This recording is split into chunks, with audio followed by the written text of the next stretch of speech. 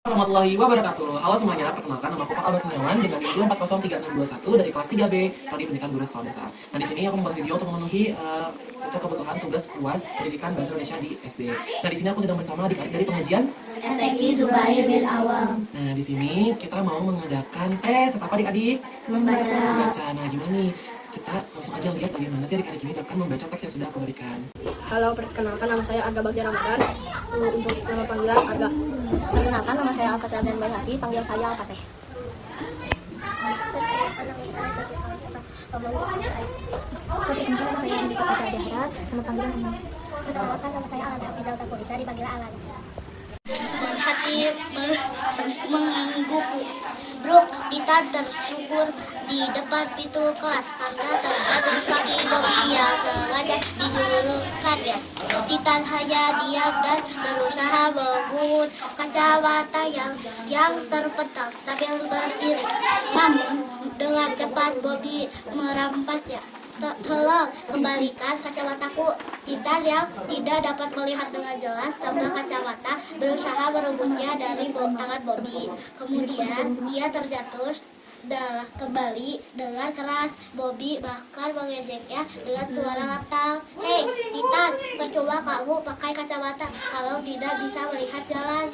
Hahaha. Dasar mata empat. Bobby akhirnya melemparkan kacamata Titan ke lantai sambil mengancam Titan. Awas ya kalau lapor ke ibu guru.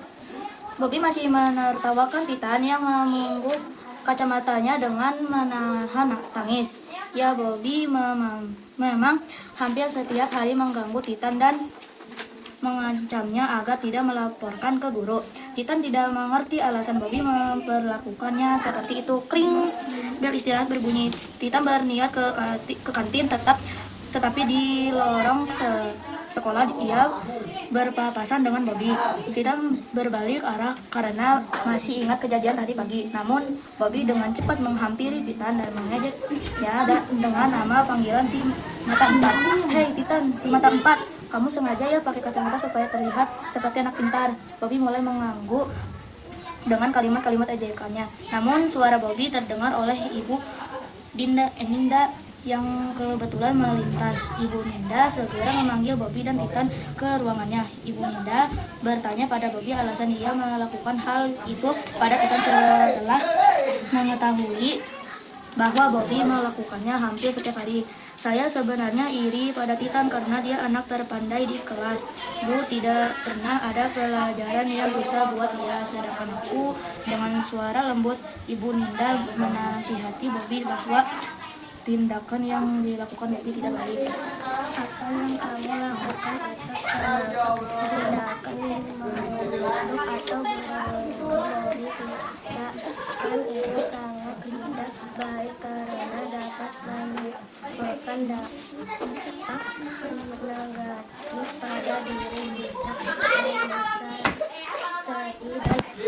Setidaknya bersekolah tidak adil, bukan hal itu tidak sesuai juga dengan nilai yang diajarkan sekolah. Jika kamu ingin memiliki prestasi seperti kita, sebaiknya kamu belajar bersama kita agar kamu dapat mencontoh cara belajar kita hingga ia berprestasi. Bobby terdiam dengan nasihat ibu guru. Ia menunduk dan merasa bahwa tindakan yang selama ini salah dan telah menyakiti temannya. Apalagi setelah ia tahu bahwa kita tidak pernah membenci, bahkan ia menjaga Bobby untuk belajar bersama di rumah. Ya, besok sore akhirnya Bobby meminta maaf kepada kita dan berjanji untuk menjadi teman yang baik. Ya. Berarti mengganggu. Bruk, Titan tersungkur di depan pintu kelas karena tersandung kaki Bobby yang sengaja dijulurkannya. Titan hanya diam dan berusaha memungut kacamata yang terpental sambil berdiri. Namun dengan cepat Bobby merampasnya.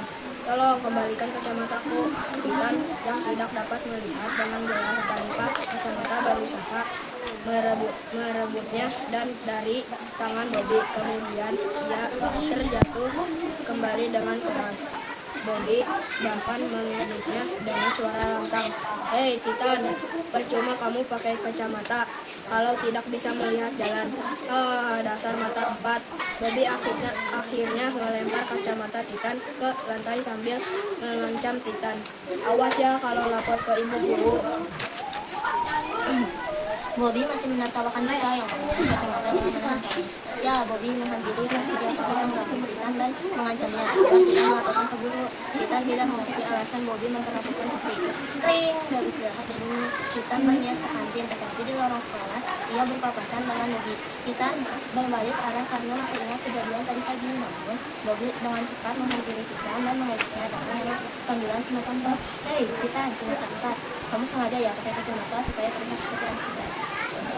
Bobby mulai mengganggu dengan kalimat-kalimat ejekannya. Namun suara Bobby terdengar oleh Bu Ninda yang kebetulan berbicara. Ibu Ninda segera memanggil. Aduh! Bobby mulai mengganggu dengan kalimat-kalimat ejekannya.